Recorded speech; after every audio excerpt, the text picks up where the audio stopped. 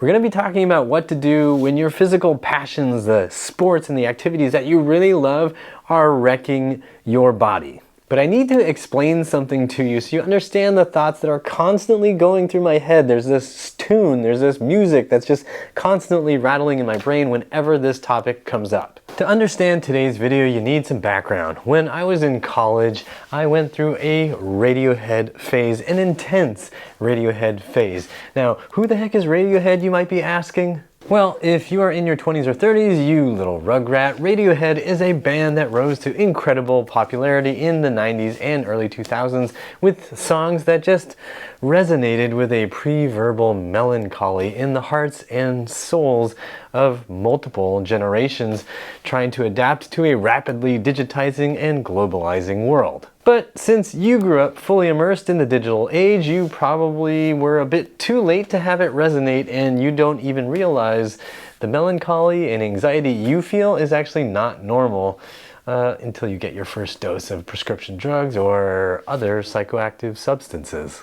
And if you're in your 50s and above and never heard of Radiohead, it's probably because anytime you heard Radiohead's music, the overall sound of wailing and bizarre electric whatevers made you want to smash your own ears with a rusty hammer. The point of all this is twofold. Number one, I loved Radiohead in college and many of their lyrics have woven themselves into my heart and soul. And two, there is one line from one of their earlier releases that always comes to mind when I hear stories like the one you're going to hear today. You do it to yourself, you do, and that's why we had to. You do it to yourself, just you and no one else. You do it to yourself.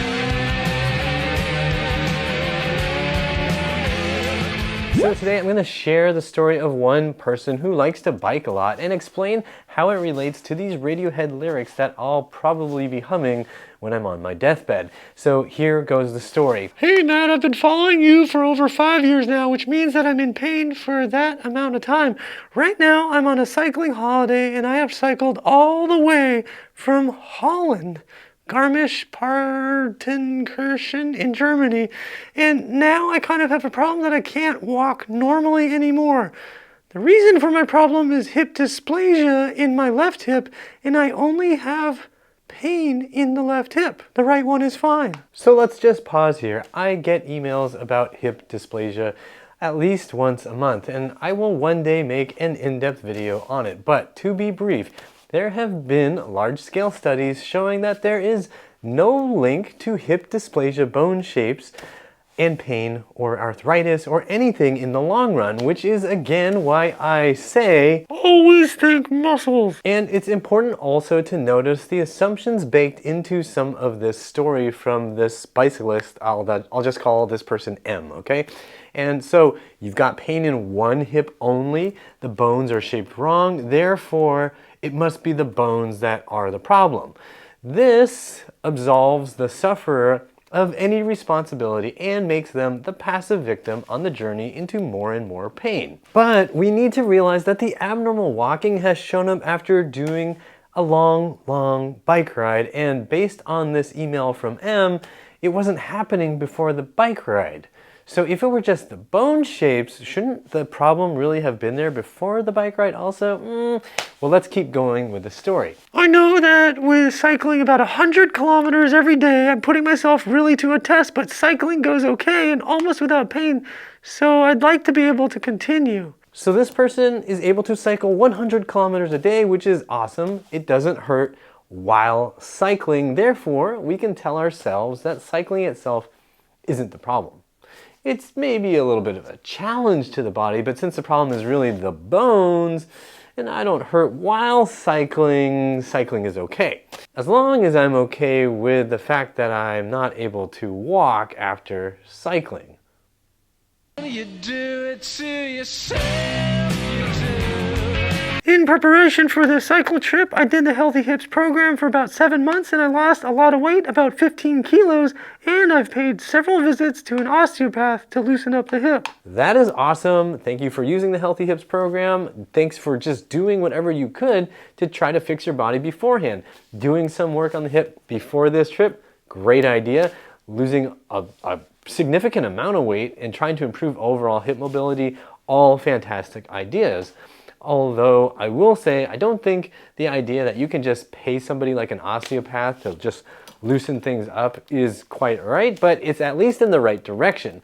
Now, it unfortunately does fall into the whole trap of the buy your way out fallacy, which I have talked about in a previous video and podcast. I will link to that in the description box. But in short, with musculoskeletal issues, movement issues, assuming you can pay somebody to fix you serves two purposes. Number one, it absolves you of responsibility and agency, which makes you feel a little better because none of this is your fault. It's just not your fault.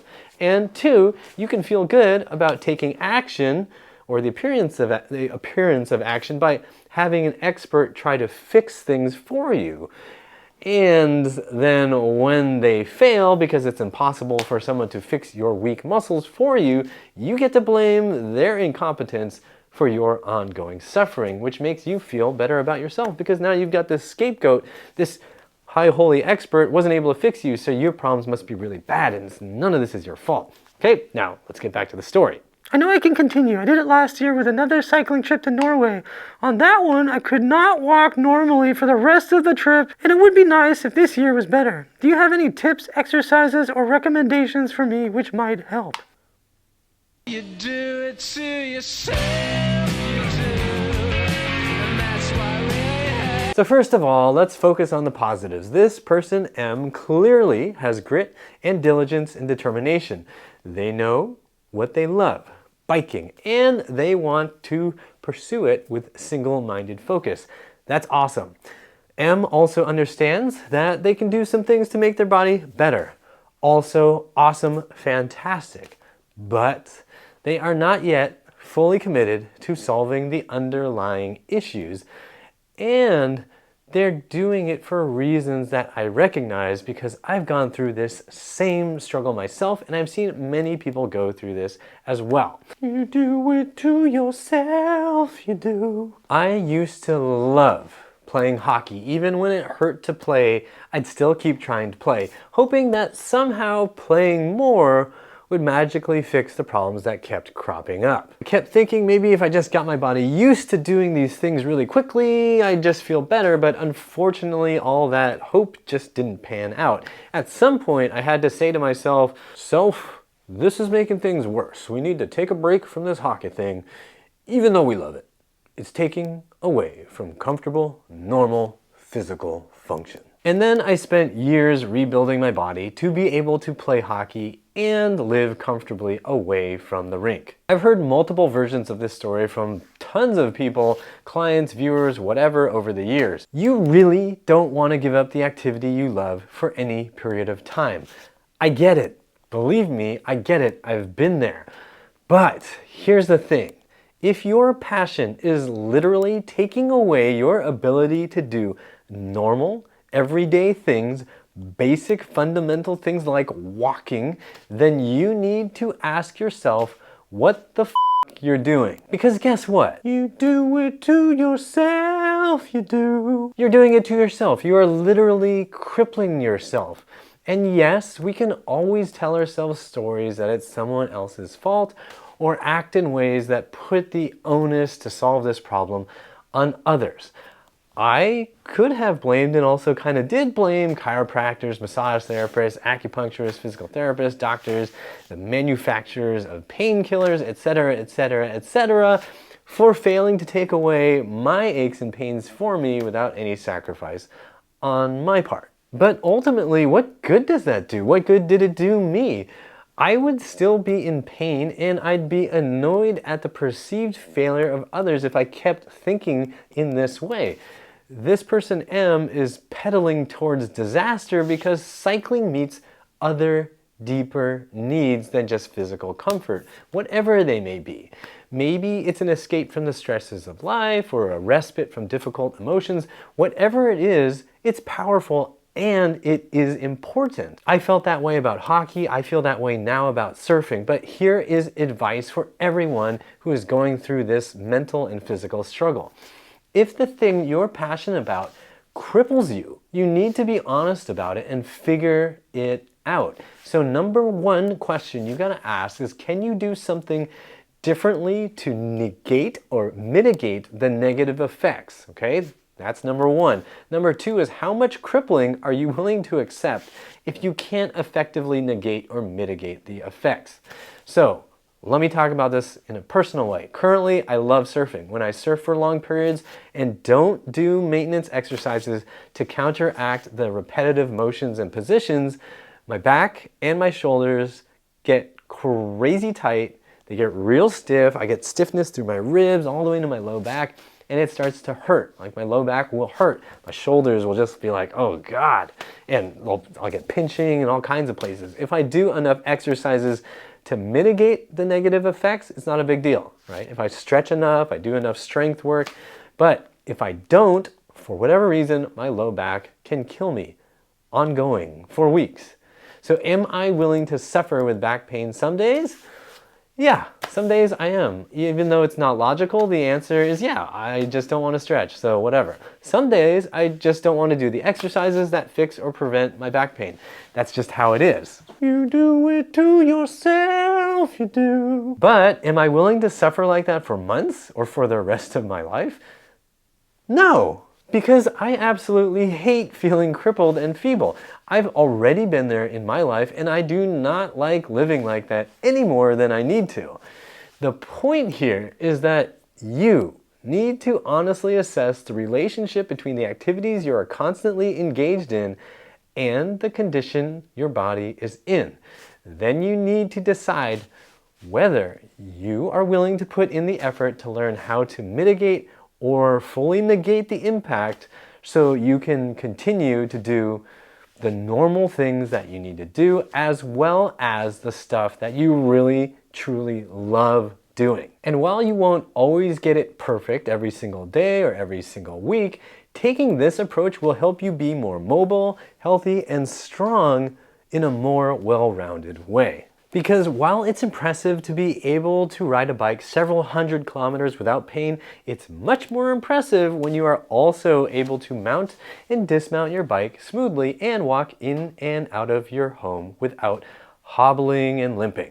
Now, I've seen guys play hockey even when they can barely walk properly, because the game of hockey does something for them and for their spirit that's just amazing, even while it's grinding away at their body. I've seen old surfers with multiple spine and joint surgeries who walk like they've been on a horse all day because they ride a longboard, and they do the same thing. They don't care. The common denominator is an unwillingness to look a little deeper than just the pleasure and joy derived from the passion.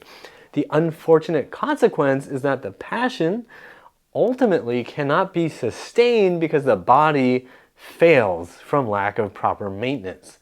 So you have to ask yourself, if you really love what you get from whatever the sport is or whatever your activity is that you're just so obsessed about, you gotta ask yourself, are you willing to learn how to maintain your body so that you can keep physically pursuing that passion? It takes work, it takes time. Because if you really do love this thing, it might be worth putting in that work to keep your body ready and able to pursue that physical passion and still be able to do normal human stuff like walking around without a massive, massive limp. Now, I'm curious to know what your physical passion is and how you keep your body ready for it. Or if you don't, how does that affect your body? What have you noticed when you pursue your physical passion, whatever that sport is? Share it all in the comments down below. If you're looking for a program to help you rebuild your body from head to toe, go to uprighthealth.com/DIY. I suggest you check out the Back Pain Fix or any of the other programs. Find one that will work for you. I also want to say a huge thanks to the following new Patreon patrons who pledged $5 a month to support this channel, me and the skeleton here. Thank you. Vicky, Jen, Andy, Mary, James, and Anne, thank you so much for joining and supporting me on Patreon. If you want to support me too, use the Patreon or donate links in the description box, or use the join and thanks buttons you'll find on YouTube. And also, please, if you haven't already, sign up for my newsletter on my website so we always stay connected at uprighthealth.com/newsletter. And be sure to check out these videos. Like, share, and subscribe with the bell notification on. And as always, I hope you remember that pain sucks. Life shouldn't. You do it to yourself, you do.